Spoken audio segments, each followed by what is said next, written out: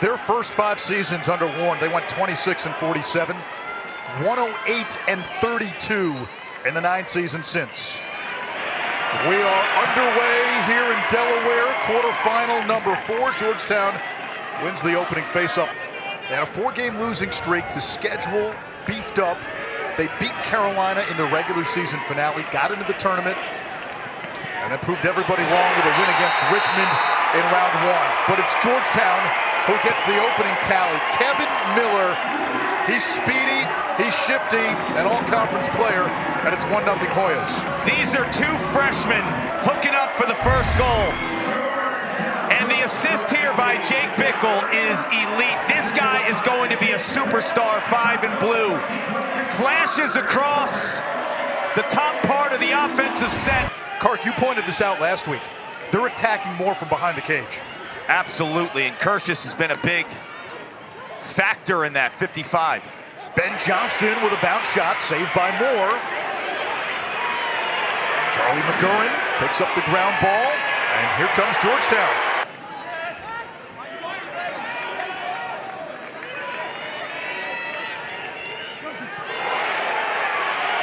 Terrific play that time by Luke Warrington to jar it loose. Ball's loose near the crease. It's the playoffs. Emerges. And the ball behind the net, Kark, as you said, their shooting percentages has skyrocketed because of that. Thomas Menke, a transfer from Virginia, over to Tomas Delgado. Delgado fires, Moore the save. One of the stars of the Richmond win last week. Now Ortlieb, the freshman, looking for Johnston. Sloat picks it up. Sloat's dangerous. He slips to the ground. Ty Banks all over him. The 2-time Big East Defensive Player of the Year. And now the flag flies. Kevin Warren stomping Fee-Fi-Fo-Fum on the Georgetown sidelines. Duke, 46% with the extra man. 11th nationally entering the quarterfinal round. Kirschus to Sloat. We're tied at 1. Too easy. Step down city from Max Sloat. That 3/4 arm release off a clean vision, clean hands, clean feet. This is just optimal shooting conditions for a guy with this velocity. Yep, you heard the pipe. Look at the location on a righty goalie. Just pounds the far pipe on Anderson Moore. Now Natty Mason. Top 100 prospect coming out of high school, a freshman. Wheels down the alley. Dumps it back. There's a skip pass. Lucas Dudemain shot denied by Cunningham, his second save.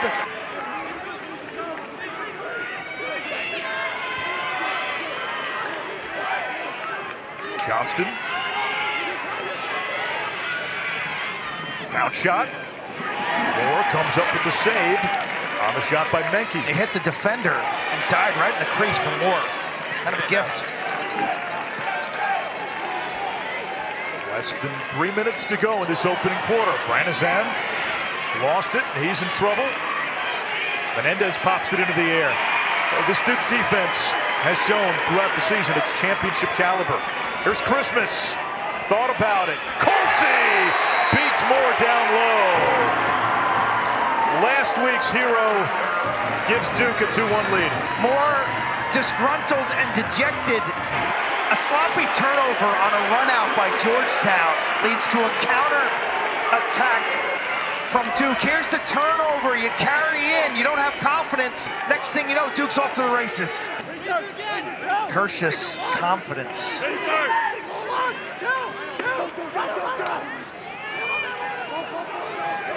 Sloat from the outside, his second. Max Sloat feeling it early. This guy can absolutely rip it. San Mateo, California. Again, feet set, turn and rake. This is just a blast. It's a blast, and if you're Georgetown, you have to recognize him from the perimeter. I did the Duke-UNC game, and he sprayed 4 1/4. If he gets hot, he gets confident, he's got the giddy up, and look at the location. To brother Liam. 15 to shoot. They draw the slide. Miller from up top. Cunningham with the save. He's off to a good start. He stopped 3 out of 4. Kevin Unterstein, defensive coordinator of Duke in his first year in that role. Wonderful job so far today. 10 seconds. Johnston has a cutter, a chance for Duke. Moore with a huge save at the end of the quarter. Again, not the guy I would attack. I would take the other shorty behind the net. I do like getting him behind the net because then you take some of their transition out. Agreed. This is a better matchup for Georgetown. Clark, you like this. Miller on the invert, but Cunningham comes up with save number 4. He's got to get a better shot. Weak shot against a lefty. Top 20 recruit.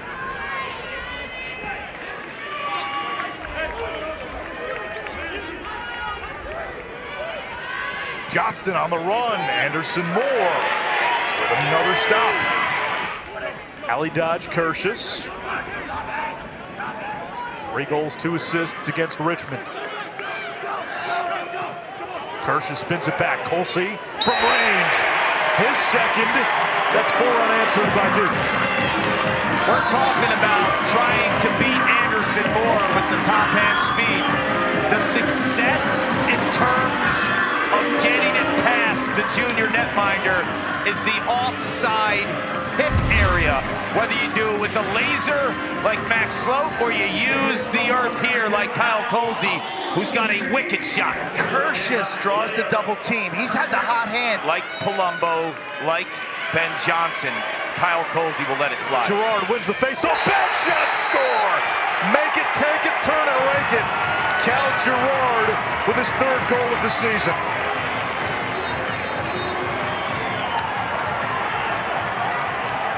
And a timeout from Georgetown. Gerard, what stands out is his balance and his speed.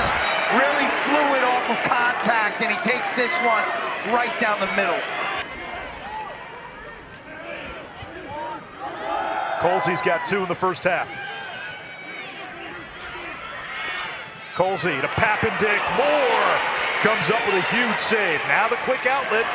Menke got a stick on it. Rolling toward midfield. Johnston picks it up. Duke gets it back. But if you take a beat, a half-second card, it's still there for you. You know what I mean? Yep. It's like that. Menke twisting, and it trickles in.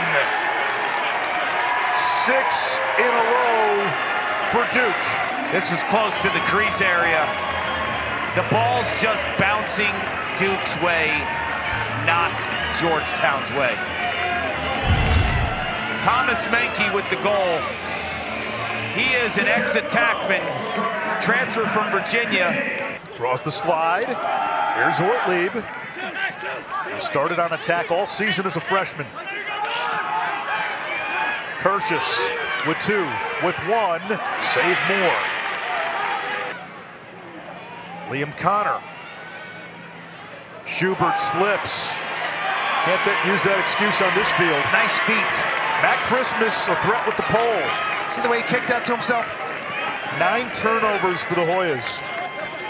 Ortlieb, feet in front, off the pipe. Rolling back, big ground ball. Menendez on the offensive half. Duke just quicker to the 50-50 balls. Now Liam.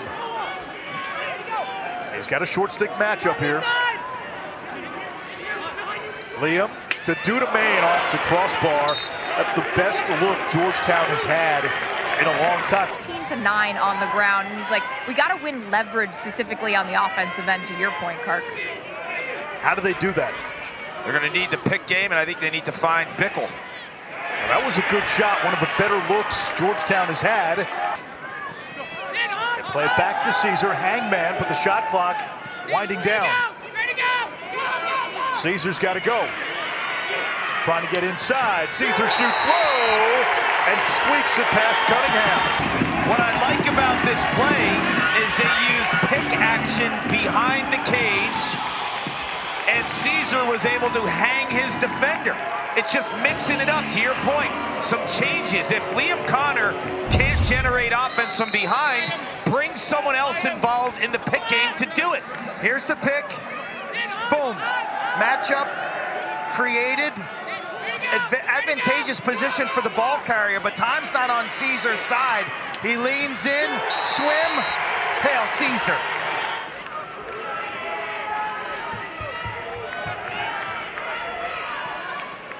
Lucas Dudemain smashes the B button. It's Liam Connor, but he's turned away by Cunningham.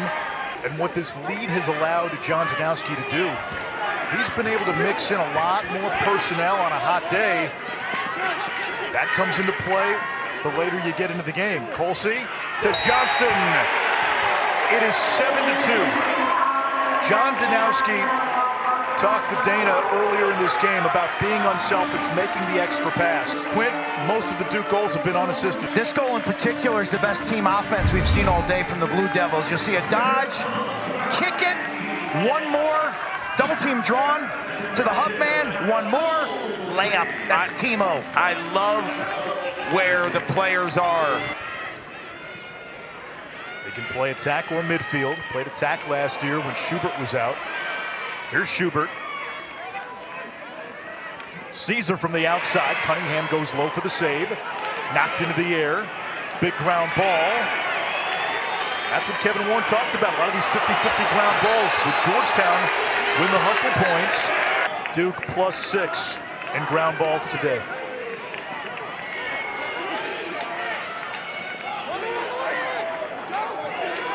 Ortlieb inside roll and a score. And a pump. Michael Ortlieb, the 5-star freshman. Duke starting to pull away even further. Q, watch how he times the roll. He uses the pressure to his advantage.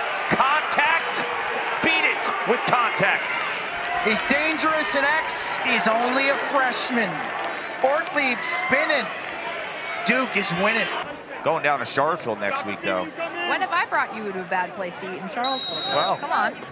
No need to put it on Underhill. It's going to be put it on Boyle all weekend. All right, wow, that's a little too far. Put it on Quinn. Ben Johnston with his second of this third quarter, and it's starting to feel like a Duke runaway. 9-2 Blue Devils.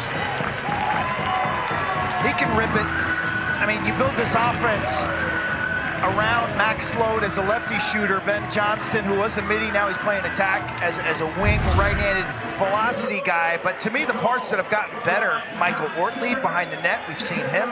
Ben Johnson should get those type of easier looks. You know, there were stretches in the season where it looked like he was almost pushing, trying too hard in terms of winning matchups. Those are the looks that you want. Matt Christmas pulls the trigger. Moore comes up with the save. Part of their personality right now. You feel like it's Duke against everyone. They lost to Notre Dame 7-6. They actually played really well that day, but lost. Thomas Richardelli made a zillion saves. Menke, and Duke continues to pour it on. They were iced out of the ACC tournament. Their RPI was super low at that point, and then everything changed. Everything started to swing in their favor. Menke's been a nice addition. As I said earlier, beginning of the season, he was tearing it up on the extra man and as an invert midfielder, as a passer from behind the net. That's right, Quinn. He's got 17 assists. He's not bashful, Carton. No. Like, he's not fearful. This is last year of lacrosse. He's in Fuqua, the grad school. He's seen it all. And you and I said it during that game. It looked at that point like a long shot for Duke to get in, but we said if they somehow do get in, McGurran going to the cage, Cunningham is there. Cunningham's having a strong game, by the way. Miller out there in a while for Georgetown. Dana, any update? He's questionable to return. He's got ice on his left hip, and if they're going to stage a comeback, which it feels like the door's closing, they're going to need that option as a second option at quarterback. Kevin Miller, a big speed threat. Finally, Georgetown gets one back. It's Rory Connor, his 54th goal of the year, the Big East Offensive Player of the Year. This was really smooth. He's got an overzealous approach he's dealing with, and watch him roll that approach and then hit him with the head fake on the shot. Boom, there's your roll. A little bit of a leaner finish. I think this is a gorgeous move. Last second, when you're going to spin, get low. Why is that? Because you want the contact and you want him to be overzealous, like you said, and when they're coming at you high, you get skinny and you slip low. Like, no one does that better than Connor Fields. Connor Fields will feel pressure for the Archers, right? He'll feel pressure high. They'll have to go here. Difference in the shot clock and game clock, about 8 seconds. Thomas Delgado. Delgado makes his move on Carroll, feeding Ortlieb. One more dagger. It's 11-3.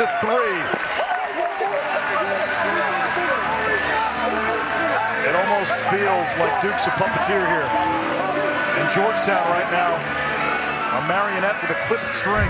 Look at Tomas Delgado, the speed dodge, attracting the eyes of the Georgetown defense. That's a beautiful pass.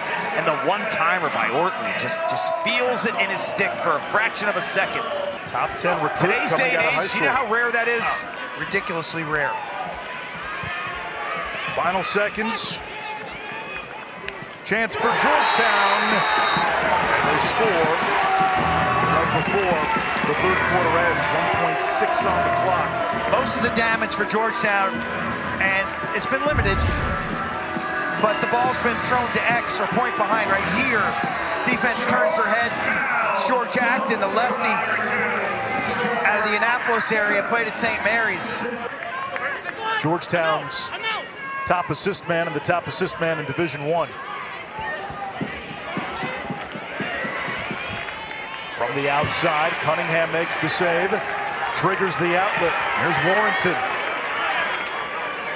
Sophomore from Indiana. Johnston, right hand free, and a missile to the back of the net. A hat trick for Ben Johnston. This game might be a blowout. Don't sleep on this development. Ben Johnston in his previous 5 games was 7 for 50. He's 3 for 6 today. If he's coming out of his shooting slump, they're the right looks. Forget about it. He's dangerous, man. I've always said Ben Johnson, from a shooting perspective, might be the most dangerous outside shooter in the country, and this is why. Right-handed and left-handed. If you combine the two, I think it's 200 miles an hour. No other player shoots 100 miles an hour with both hands.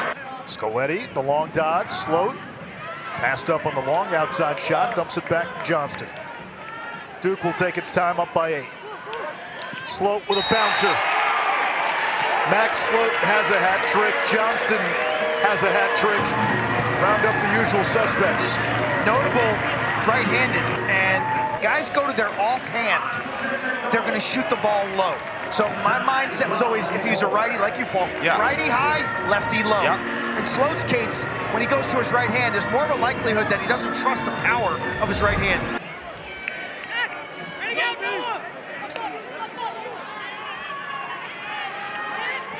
Krogan defended by Nolan. That was a good look. And it sneaks through. Ransom with his second goal. He had the first goal for Georgetown about 30 seconds into the game. It was 1-0 Hoyas. It's been a Duke avalanche since, but Ransom, young man from Charlotte, North Carolina, Team 91, played for Ryan Flanagan, former Tar Heel great. Ryan tells me always goes back, coaches up the younger kids. Incredible, talented players, from John Gagliardi to the Denahan brothers to Peter Jacobs. I mean, Manhasset, you think about Scoletti, 14-5. Decades and decades of producing college players. Scoletti out of Don Bosco Prep. He's got a knack. Coach Dino told us earlier in the year, this guy scores a ton in practice in all their drills. He's just got that knack to be a natural goal scorer. I like how he followed the double team a bit, right? Exactly. He pops to space off that double team, and Georgetown's gotten burned in this game by being over-aggressive with their doubles. Johnston with a hat trick today, 3 for 6. Sloat's got 3 as well. Shot clock at 3, at 2. Sloat with a right hand that rattled the cage. Loose in front, and Sloat cleans up. And he's got a nice laugh about that one. At some point, Coach Stanowski's going to have to take the franchise out of the game, and Sloat and Johnston should be protected for a semifinal appearance. Oh yeah, we've seen weekend that too many times where a star player late in the tournament game doesn't So that's get Sloat to with the the next original round. shot, and then he follows it up. Watch this, that little subtle fake there. Princeton's great offense, Duke's great defense. Where does that game play on the margins? I think it's going to be a fascinating game. I don't think Duke as Georgetown gets another one. I think Duke defensively can shut down some dodging of Princeton from the attack, but I think Princeton's attack is way too slick to hold down at all aspects of the game, but it's going to be a banger down in Charlottesville. It was a rough year for ACC goalies for the most part. Jamison had a 3-save outing and a win over Denver. Then the next week they went up to the Dome, and Syracuse kind of lit him up, and he got yanked. And Buck Cunningham, actually it was Aiden Blake, Lieutenant Colonel Henry Blake. Duke wins. They almost beat Notre Dame. They beat UNC. And then John Danowski made the decision to start Cunningham in round 1 against Richmond. Didn't have his best game, but he made some early stops today.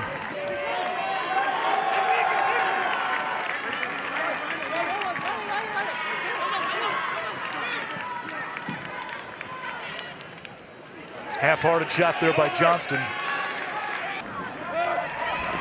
I'll have to watch it this week. The last 3 times, though, Syracuse has won 2 of the 3, lost in South Bend this year, but last year. And on the men's side, 3 of the 5 finalists will be present for championship weekend. You have Joey Spallina of Syracuse, Nate Kabiri of Princeton, one more for Duke. That's Ian Dykes. This is nice to see. Dykes get an opportunity, and this is a dime of a pass from Colin McLean. Second of the season for Dykes, his first in a couple of months. Watch this pass here. McLean comes up goal line extended and just throws a dart right to Dykes. Along with Tucker Wade, who's had an unbelievable postseason. And of course, Duke. The team that just got in is the team that nobody wants to play. Dino's Devils going back to a familiar perch. Championship weekend. Beware of Duke. It's a great smile